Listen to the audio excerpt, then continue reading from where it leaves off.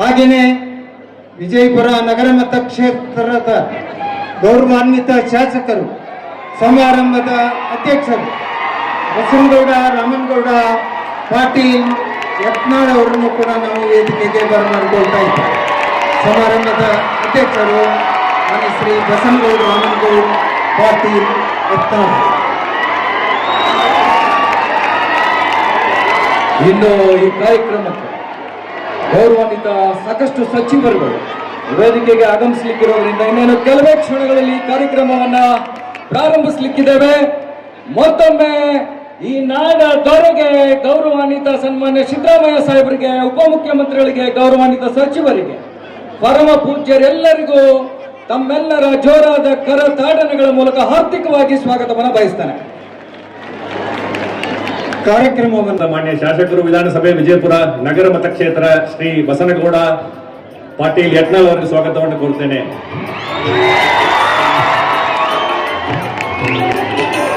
ಮಾನ್ಯ ಸಚಿವರು, ಜವಳಿ ಕಬ್ಬು ಅಭಿವೃದ್ಧಿ. ಈ ಕಾರ್ಯಕ್ರಮದ ಘನ ಅಧ್ಯಕ್ಷತೆಯನ್ನು ವಹಿಸಿರುವ ವಿಜಯಪುರ ನಗರ ಮತಕ್ಷೇತ್ರದ ಜನಪ್ರಿಯ ಶಾಸಕರಾಗಿರುವ ಸನ್ಮಾನ್ಯ ಶ್ರೀ ಬಸನಗೌಡ ಪಾಟೀಲ್ ಯತ್ನಾಳ್ ಸೇರಿದರು ಈ ಕಾರ್ಯಕ್ರಮವನ್ನು ಉದ್ದೇಶಿಸಿ ಮಾತನಾಡಲಿಕ್ಕೆ ಅವರನ್ನು ವೇದಿಕೆಗೆ ಆಹ್ವಾನಿಸ್ತಾ ಇದ್ದಾರೆ.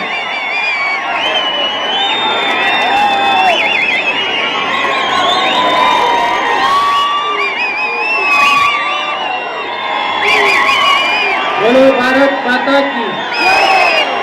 ವಿಜಯಪುರ ಜಿಲ್ಲೆಯ ವಿವಿಧ ಯೋಜನೆ ಮತ್ತು ಕಾಮಗಾರಿಗಳ ಉದ್ಘಾಟನೆ ಹಾಗೂ ಶಂಕುಸ್ಥಾಪನೆ ಸಮಾರಂಭದ ಉದ್ಘಾಟಕರು ಕರ್ನಾಟಕ ಘನ ಸರ್ಕಾರದ ದಾಖಲೆಯಲ್ಲಿ ತಮ್ಮನ್ನ ಸೇರಿಸಿಕೊಂಡಂತಹ ಕರ್ನಾಟಕದ ಸನ್ಮಾನ್ಯ ಮುಖ್ಯಮಂತ್ರಿಗಳಾದಂಥ ಸನ್ಮಾನ್ಯ ಶ್ರೀ ಸಿದ್ದರಾಮಯ್ಯ ಸಾಹೇಬರೇ, ವೇದಿಕೆ ಮೇಲೆ ಉಪಸ್ಥಿತರಿರುವಂತಹ ಎಲ್ಲ ಅವರ ಸರ್ಕಾರದ ಗೌರವಾನ್ವಿತ ಸಚಿವರುಗಳೇ, ಎಲ್ಲ ಗುರುಗಳೇ, ನಮ್ಮ ಜಿಲ್ಲೆಯ ಉಸ್ತುವಾರಿ ಸಚಿವರಾದಂತಹ ಡಾಕ್ಟರ್ ಎಂ ಬಿ ಪಾಟೀಲ್ ರೇ, ವಿಜಯಪುರ ಮಹಾನಗರ ಪಾಲಿಕೆಯ ಪ್ರಥಮ ಪ್ರಜೆ ಮಹಾಪೌರರಾದಂತಹ ಶ್ರೀ ಎಂ ಎಸ್ ಕರಡಿ ಅವರೇ, ವಿಜಯಪುರ ಜಿಲ್ಲೆ ಎಲ್ಲ ಗೌರವಾನ್ವಿತ ವಿಧಾನಸಭೆ ಹಾಗೂ ವಿಧಾನ ಪರಿಷತ್ತಿನ ಎಲ್ಲ ಗೌರವಾನ್ವಿತ ಸದಸ್ಯರುಗಳೇ, ಈ ಕಾರ್ಯಕ್ರಮದಲ್ಲಿ ಭಾಗವಹಿಸಿದಂತ ಎಲ್ಲ ವಿಜಯಪುರ ಜಿಲ್ಲೆಯ ಮೂಲೆ ಮೂಲೆಯಿಂದ ಬಂದಂತ ಎಲ್ಲ ನನ್ನ ಹಿರಿಯರೇ, ಅಣ್ಣ ತಮ್ಮಂದ್ರೆ, ತಾಯಂದ್ರೆ, ಪತ್ರಕರ್ತರೇ, ಮುದ್ದು ಮಕ್ಕಳೇ, ಮೊದಲನೇದಾಗಿ ವೀರರಾಣಿ ಕಿತ್ತೂರು ಚೆನ್ನಮ್ಮನವರ ಮೂರ್ತಿಯನ್ನ ಉದ್ಘಾಟನೆ ಮಾಡಿ ವಿಜಯಪುರ ಬಸ್ ನಿಲ್ದಾಣಕ್ಕೆ ನಮ್ಮ ವೀರರಾಣಿ ಕಿತ್ತೂರು ಚೆನ್ನಮ್ಮನವರ ನಾಮಕರಣವನ್ನು ಮಾಡಿದಂತಹ ಕರ್ನಾಟಕದ ಮುಖ್ಯಮಂತ್ರಿ ಶ್ರೀ ಸಿದ್ದರಾಮಯ್ಯನವರಿಗೆ ವಿಜಯಪುರ ನಗರದ ಜನತೆ ವತಿಯಿಂದ ಉತ್ಪೂರ್ವಕವಾದಂತಹ ಅಭಿನಂದನೆಗಳನ್ನು ಸಲ್ಲಿಸ್ತೇನೆ.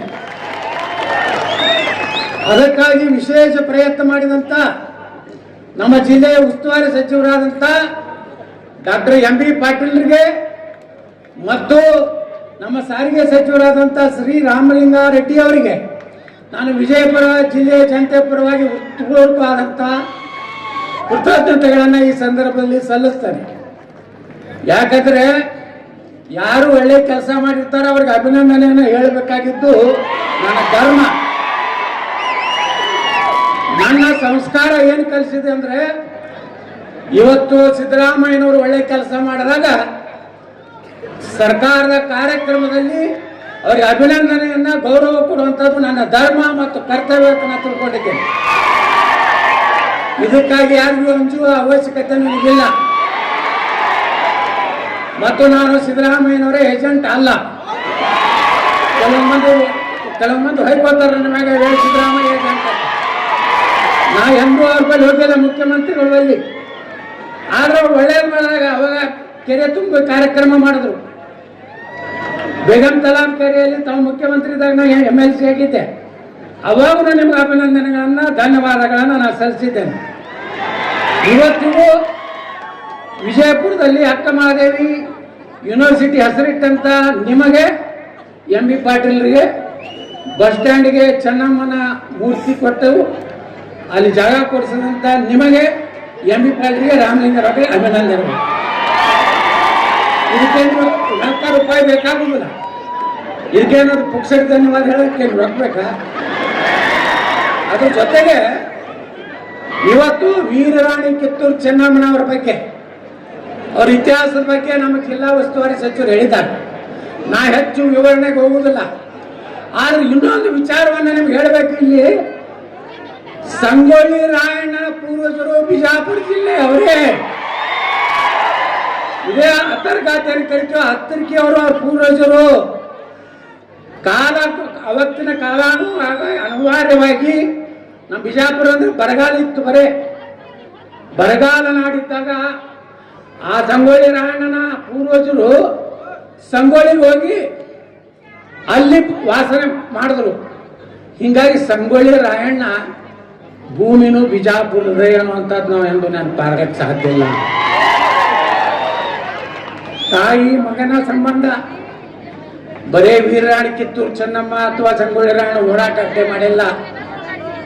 ಎಲ್ಲಾ ಜನಾಂಗದವರು ವೀರಾಣಿ ಕಿತ್ತೂರು ಚೆನ್ನಮ್ಮನ ವಿಶ್ವಾಸದ ಪಾತ್ರದಲ್ಲಿರುವಂತಹ ಸುಮಾರು 7-8 ಜನ ಏನು ಥ್ಯಾಕ್ರೆ, ಬಹುಶಃ ಜಗತ್ತಿನಾಗ ಇವತ್ತು ಥ್ಯಾಕ್ರೆ ಒಬ್ಬ ICS ಇವಾಗ ICS ಆಫೀಸರ್ನ ಹೊಡೆದವ್ರು ಯಾರಪ್ಪ ಅಂದ್ರ ಹಂಪೂರು ಬಾಳಪ್ಪನವರು ವಾಲ್ಮೀಕಿ ಜನಾಂಗದವರು.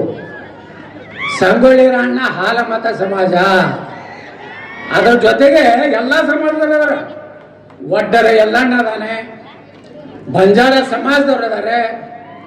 ಅದರ ಜೊತೆಗೆ ನೋಡಿ ಸಂಗೊಳ್ಳಿ ರಾಯಣ್ಣ ಎಷ್ಟು ಪುಣ್ಯಾತ್ಮ ಅಂದ್ರೆ, ನನ್ನ ಕಾರ್ಖಾನೆಯ ಒಂದು ಕಷ್ಟದಲ್ಲಿದ್ದಾಗ ನಾನು ಮಾನ್ಯ ಮುಖ್ಯಮಂತ್ರಿಗಳು ಇಲ್ಲೇ ಅದಾರೆ, ನಾನು ಬೆಳಗಾವಿ ಅಧಿವೇಶನ ಹೋದ ವರ್ಷ ಮುಗಿಸ್ಕೊಂಡು ಸಂಗೊಳ್ಳಿ ರಾಯಣ್ಣನ ಒಂದು ಪವಿತ್ರವಾದಂಥ ಗಲ್ಲಿಗೇರಿಸಿದಂಥ ಸ್ಥಳಕ್ಕೆ ಹೋಗ್ಬೇಕಂತ ಹೋದೆ.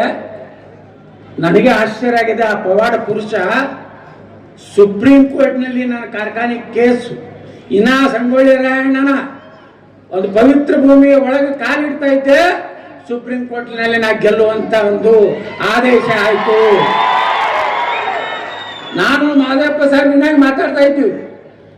ಈ ಒಂದಿನ ಹೋರಾಟಗಾರರು ಸ್ವಾರ್ಥಕ್ಕಾಗಿ ಎಂದು ಹೋರಾಟ ಮಾಡಲಿಲ್ಲ, ಕುರ್ಚಿಗಾಗಿ ಹೋರಾಟ ಮಾಡಲಿಲ್ಲ.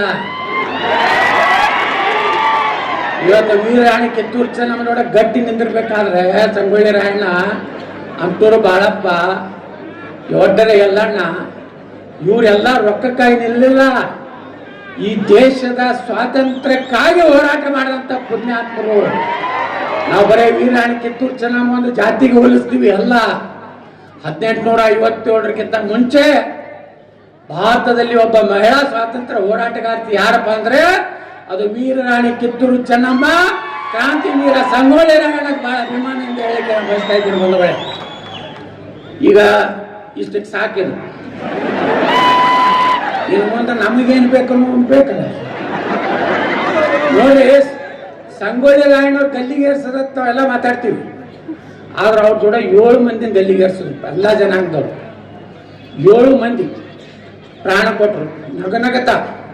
ಹೆಂಗ ಭಗತ್ ಸಿಂಗ್ ಈ ದೇಶಕ್ಕೆ ನಗನಗತ ತನ್ನ ಗಲ್ಲಿಗೇರಿಸುವಂತ ಕಾಲದಲ್ಲಿ ನಕ್ಕೊತ್ತ ಪ್ರಾಣ ಕೊಟ್ಟ, ಹಂಗ ಸಂಗೊಳ್ಳಿ ರಾಯಣ್ಣ ಜೊತೆಗೆ ಸಂಗೊಳ್ಳಿಯ ರಾಯಣ್ಣ ರೋಗಣ್ಣವ್ರು, ಇವರು ಸಂಗೊಳ್ಳಿ ರಾಯಣ್ಣ ರೋಗಣ್ಣವರ ಅಡ್ಡ ಹೆಸರು. ಬಾಳು ನಾಯಕ್, ಮಲ್ಲ ನಾಯಕ್ ವಾಲ್ಮೀಕಿ ಜನಾಂಗದವ್ರು, ಬಸಲಿಂಗಪ್ಪ ಹನಬರಟ್ಟಿ, ಕರಬಸಪ್ಪ ಬೆಳವಡಿ, ಭೀಮಾ ಜಿಡ್ಡಿಮನಿ ಹೊಗರ್ತಿ, ಕೆಂಚಪ್ಪ ಸಂಗ್ರೇಸ್ಕೊಪ್, ಅಪ್ಪೋಜಿ ನಾಯಕ ಸುತ್ತಗಟ್ಟಿ. ಇವರಿಗೆ 7 ಮಂದಿಗೆ ಒಂದೇ ದಿವಸ ಸಾರ್ವಜನಿಕವಾಗಿ ಗಲ್ಲಿಗೇರಿಸಿದ್ರು. ಜೀವಾವಧಿ ಶಿಕ್ಷೆಗೆ ಒಳಗಾದಂಥವ್ರು ರುದ್ರ ನಾಯಕ್, ನೀಲಾ ನಾಯಕ್ ಬೆಳವಡಿ, ಎಲ್ಲಾ ನಾಯಕ್ ಬೆಳವಡಿ, ಅಪ್ಪುಣಿ ತಿಗಡೊಳ್ಳಿ, ರಾಣೋಜಿ ಕೊಂಡ, ಮಜ್ಜಿಗವಾಡ, ಕೋಣೇರಿ ತೋಪಿನಕಟ್ಟಿ, ನೇಮಣ್ಣ ಕೊಡಚೋಗ. ನೋಡ್ರಿ, ಅವ್ರು ಯಾರು ಹೆಸರು ಇಲ್ಲ, ಅವ್ರದ್ದು ಎಲ್ಲಿ ಫೋಟೋ ಇಲ್ಲ. ಆದ್ರೂ ನಾವು ಎಲ್ಲ ಇವತ್ತು ನೆಮ್ಮದಿಯಿಂದ ಈ ದೇಶನಾಗ ಇರಬೇಕಾದ್ರೆ ಅಂಥ ಪುಣ್ಯಾತ್ಮನ ಪಾದ ಕಮಲಗಳಿಗೆ ನಾನು ನಮಸ್ಕಾರ ಮಾಡಿ ಇವತ್ತು ಈ ಕಾರ್ಯಕ್ರಮ ಸರ್ಕಾರ ಕಾರ್ಯಕ್ರಮ, ಇಲ್ಲೇನು ಟೀಕೆ ಟಿಪ್ಪಣಿ ಇರುವುದಿಲ್ಲ. ನಮ್ಮ ಮಾಧ್ಯಮದವ್ರು ಹೇಳ್ತಾರೆ ಯತ್ನಾಳ್ ಬಹಳ ಸಭ್ಯ ಮಾತುಗಳನ್ನು ಮಾತನಾಡಿದರು. ಅದಕ್ಕೆ ನಾ ಮಾನ್ಯ ಮುಖ್ಯಮಂತ್ರಿಗಳಿಗೆ ವಿನಂತಿ ಮಾಡ್ಕೋದೇನಂದ್ರೆ, ನಮ್ಮ ವಿಜಯಪುರ ನಗರಕ್ಕೆ ಇವತ್ತು ಸುಮಾರು 160 ಕೋಟಿ ರೂಪಾಯಿ ಒಂದು ಫ್ಲೈಓವರ್ ಆಗಬೇಕಾಗಿದೆ. ಅದು ಸಂತ ಕನಕದಾಸ ಸರ್ಕಲ್ ಬಾಬಾ ಸಾಹೇಬ್ ಅಂಬೇಡ್ಕರ್ ಅವರ ಮಾರ್ಗದಿಂದ ಛತ್ರಪತಿ ಶಿವಾಜಿ ಮಾರ್ಗದವರೆಗೆ 160 ಕೋಟಿ ರೂಪಾಯಿ ಒಂದು ಫ್ಲೈಓವರ್ ಅನ್ನು ತಾವು ಮಂಜೂರು ಮಾಡಬೇಕಂತೇಳಿ ನಾವು ವಿನಂತಿ ಮಾಡ್ಕೊತೀವಿ. ಅದರ ಜೊತೆಗೆ ನಾನು ಇನ್ನೊಂದು 32 ಕೋಟಿ ರೂಪಾಯಿ ಮನೆ ವಿಧಾನಸಭೆಯಲ್ಲಿ ನಾನು ವಿನಂತಿ ಮಾಡ್ಕೊಂಡಿನಿ. ಜೋರಾಪುರ ಪೇಟೆಯಲ್ಲಿ ಏನು ಪರಿಹಾರ ಕೊಡ್ಬೇಕಾಗಿ ಕೊಟ್ರೆ ಈ ಬಾಬಾ ಸಾಹೇಬ್ ಅಂಬೇಡ್ಕರ್ ಅವ್ರ ಮಾರ್ಗ ಬಹಳ ದೊಡ್ಡದಾದಂಥ ಒಂದು ರಸ್ತೆ, ಅದಕ್ಕೆ ಜನರಿಗೆ ಪರಿಹಾರ ಕೊಡ್ಬೇಕಂತೇಳಿ ನಾನು ಈಗಾಗಲೇ ಮಾನ್ಯ ಸುರೇಶ್ ಅವ್ರು ವಿನಂತಿ ಮಾಡ್ಕೊಂಡಿದ್ದೇನೆ. ಇವತ್ತು ನಮ್ಮ ಮುಖ್ಯಮಂತ್ರಿಗಳೇ ಅರ್ಥಮಂತ್ರಿ ಇರೋದ್ರಿಂದ ಮಂಜೂರು ಮಾಡಬೇಕನ್ನೋಂಥದ್ದು. ಅದೇ ರೀತಿ ಈಗಾಗಲೇ ದ್ರಾಕ್ಷಾ ಮಂಡಳಿಗೆ ಮಾನ್ಯ ವಿಧಾನಸಭೆಯಲ್ಲಿ ಮುಖ್ಯಮಂತ್ರಿಗಳು ಹೇಳಿದ್ದಾರೆ 100 ಕೋಟಿ ಕೊಡ್ತೀನಿ ಅಂತ ಹಿಂದಿನ ಬೆಳಗಾವಿ ಚಂದ ಹೇಳಿದ್ರು. ಮಾನ್ಯ ಹೇಳಿದ್ರು ಬರೀ 10 ಕೋಟಿ.